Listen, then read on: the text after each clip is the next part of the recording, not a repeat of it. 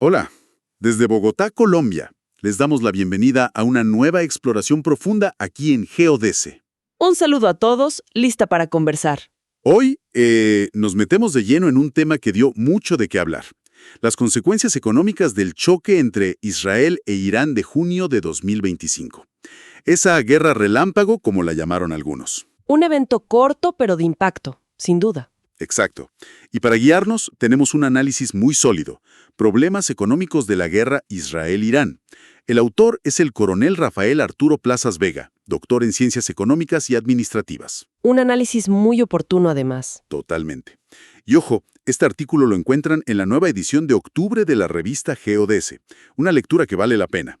De verdad, les recomendamos buscar más trabajos del coronel Plazas Vega y otros análisis buenísimos en la página geodese.com. Y lo mejor es que la suscripción es gratuita. Así es, gratis. Pueden descargar la revista completa ahí mismo en geodese.com.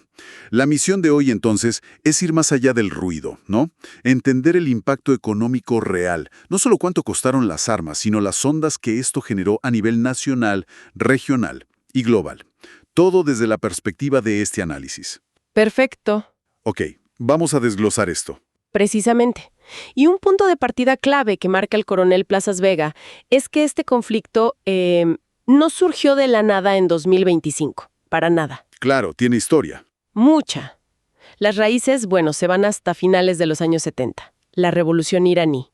Ese cambio de régimen del monárquico que era más cercano a Occidente a uno teocrático con Jomeini, eso cambió todo el panorama para Israel y para Estados Unidos. Generó una incertidumbre brutal, me imagino.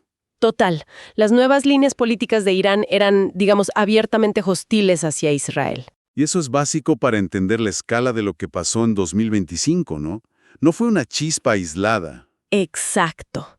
Es la intensificación de tensiones que llevan ahí cocinándose más de 40 años. El análisis menciona algo interesante. Una movilización parcial que ambos países mantienen desde el 79. Movilización parcial.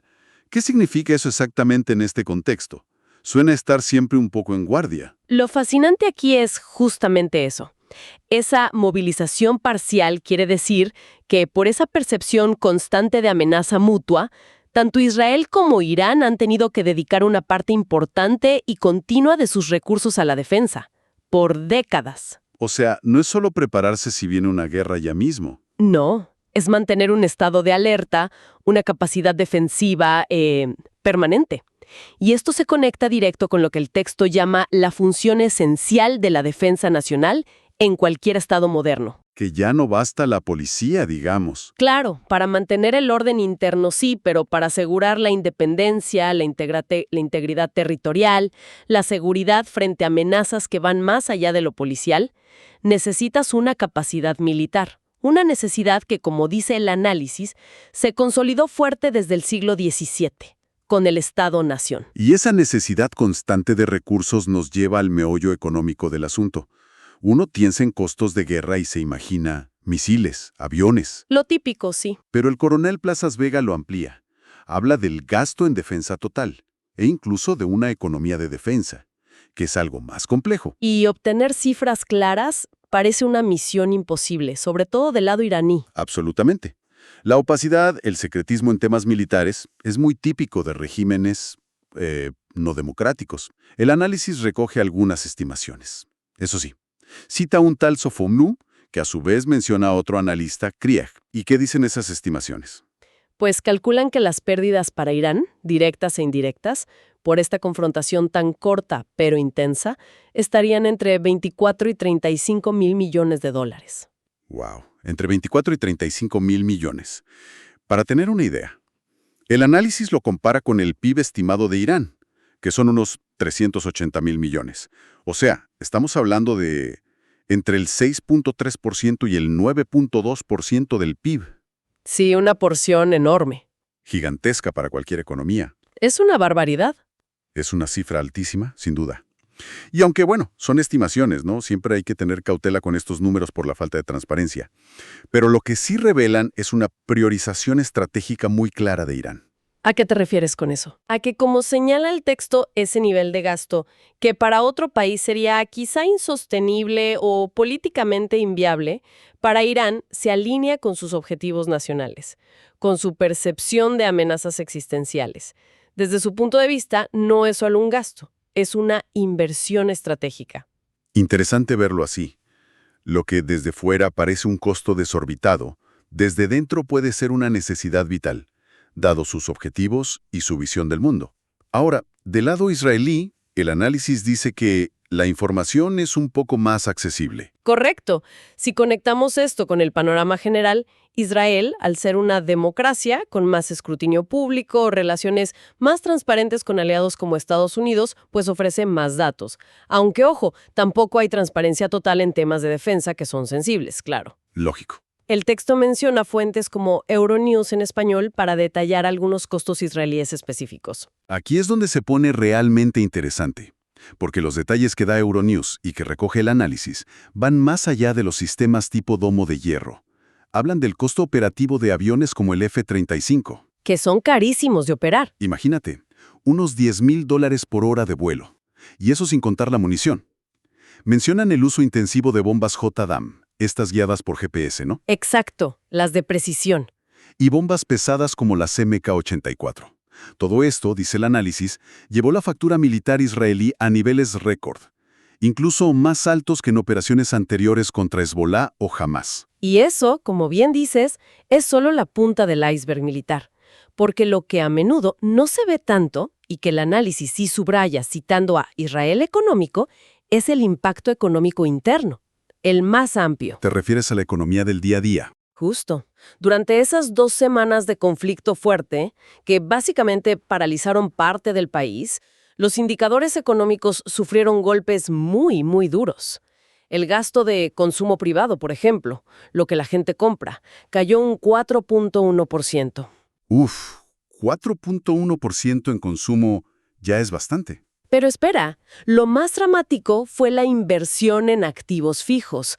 Cayó un 12.3%. 12.3%, eso es muchísimo. ¿Qué implica esa caída tan fuerte?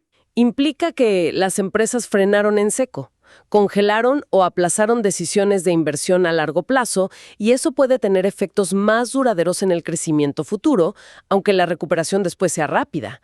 Es un freno a la productividad, a la confianza empresarial. Un 12.3% en inversión fija, en solo 2 semanas. Eso te demuestra lo vulnerable que es una economía moderna, incluso una desarrollada, a un shock de conflicto, por breve que sea. El artículo dice que estas cifras son preliminares, ¿no? Sí, que coinciden con pronósticos del Ministerio de Finanzas israelí, pero que falta la confirmación oficial. Entendido. Y esto nos lleva a otro punto que resalta el coronel Plazas Vega: la famosa disciplina de lo secreto y lo reservado con los datos de defensa. Que no es por capricho, supongo. Para nada. Es estratégico. Para la planificación de un país, saber cuánto gastas y en qué es vital.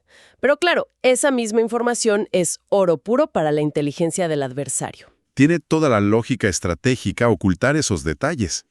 Si sabes los patrones de consumo del enemigo, sus inversiones en tecnología, su capacidad para producir munición. Exacto. Puedes identificar sus capacidades reales, dónde es vulnerable y, al final, hasta qué busca estratégicamente. Es un juego de información y contrainformación constante. Sí, claro. Pero el análisis no se queda solo en los números y el secretismo. Da un paso más allá y nos recuerda cuáles son a menudo los objetivos reales en la guerra moderna. Y aquí el análisis se pone un poco más crudo, ¿verdad? Porque dice que los objetivos estratégicos clave no siempre son militares puros. Así es. A menudo lo que se busca debilitar son los recursos esenciales para que el Estado sobreviva y la población aguante. Hablamos de fuentes de agua, centrales eléctricas, infraestructura vial crítica como puentes, carreteras. O sea, afectar la vida diaria de la gente. Minar la capacidad de resistencia del pueblo. Exactamente. Debilitar la moral, la capacidad de la población para sostener el esfuerzo, se considera clave para el resultado final, sobre todo en conflictos largos. Y esta lógica tiene implicaciones económicas que ya no son solo locales, son globales. ¿Cómo cuáles? Por ejemplo, El texto menciona las limitaciones económicas que tiene un actor tan importante como Estados Unidos para intervenir masivamente. Cita a Pence sobre esto. Este punto es fascinante, porque te muestra cómo cambia el poder global.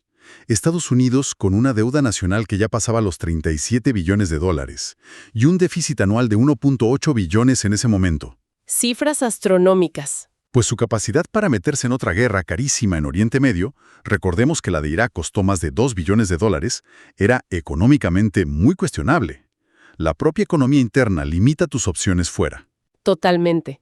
La economía impone límites reales a la geopolítica, incluso para la mayor superpotencia.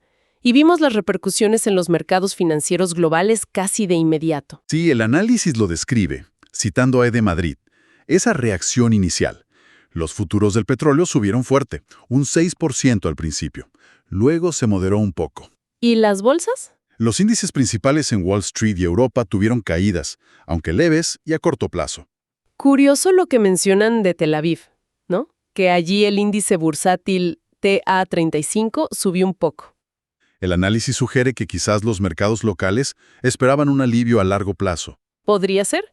Tal vez por la expectativa de que Estados Unidos interviniera para calmar los precios del petróleo o porque veían que el conflicto se contenía rápido. Es una dinámica compleja, la verdad. Sí, muchos factores. Pero lo que queda claro, y esto plantea una pregunta importante sobre nuestra interconexión global, es cómo las acciones entre dos estados en una región pueden crear estas ondas de shock económicas por todo el planeta. Es inevitable hoy en día. Por eso el análisis insiste tanto en la necesidad crítica de evitar que escalen los conflictos, sobre todo entre naciones que tienen esa capacidad de desestabilizar la economía mundial. Y ahí entra el papel de los organismos multinacionales que menciona. Correcto. La ONU, organismos regionales como la OEA, aquí en América, tienen un papel potencial para intervenir a tiempo para facilitar que las cosas no se salgan de control. Aunque, bueno, su efectividad siempre está a debate. Es un tema complicado, sí. Pero la idea central es potente. La prevención, la diplomacia, son mucho más eficientes económicamente que tener que gestionar las consecuencias de una guerra abierta. Totalmente de acuerdo. Y el análisis conecta estas tensiones globales con nuestra propia región, con América Latina. ¿Hay alguna recomendación concreta para los países de acá? Sí, la recomendación final del análisis es como una llamada de atención para los estados latinoamericanos. Dice que es imperioso revisar y actualizar constantemente las propias capacidades de defensa. ¿Defensa frente a qué? Bueno, no solo frente a posibles amenazas externas, que a veces parecen lejanas, pero cuyas consecuencias económicas sí nos llegan, sino también frente a las amenazas internas. El crimen organizado transnacional, por ejemplo, que está en constante evolución y se mezcla con dinámicas globales. O sea, estar preparados para desafíos internos y externos. Exacto. Tener la capacidad de enfrentarlos a tiempo y con la fuerza necesaria. Es una cuestión de soberanía y de estabilidad, al final. Es una conclusión que aterriza la discusión global a nuestra realidad más cercana. Muy interesante. Entonces, ¿qué significa todo esto? Recapitulando un poco. Dale. Hemos visto que dos costos económicos de ese conflicto Israel-Irán de junio de 2025 fueron mucho más profundos de lo que parece a simple vista. No solo el gasto militar. Ni de cerca. Hablamos de la dificultad para tener cifras exactas, sobre todo de Irán, pero también de lo estratégica que es esa información. Vimos el impacto real y duro en la economía interna israelí, consumo y sobre todo inversión. Ese dato de la inversión fue tremendo. Sí, y constatamos cómo estas tensiones regionales viajan por el mundo, afectando mercados clave como el petróleo, las bolsas, e incluso condicionando la capacidad de acción de grandes potencias por su propia situación económica. La guerra moderna tiene una dimensión económica crucial. Absolutamente. La economía es, digamos, tanto un arma como una víctima en los conflictos de hoy. Y por eso son tan valiosos análisis como el del coronel Rafael Arturo Plazas Vega. Les recordamos de nuevo. Pueden leer el artículo completo en la edición de octubre de la revista GeoDese. Entren a geodese.com. La suscripción es gratis, recuerden. Gratis. Pueden descargar la revista, encontrar este análisis y muchos otros sobre temas estratégicos. Y si les interesa, compártanlo con amigos, con colegas, a quien crean que le pueda servir estar bien informado. Y para cerrar, quizá dejar una reflexión flotando, ¿no? Algo que se desprende de este análisis tan completo. A ver.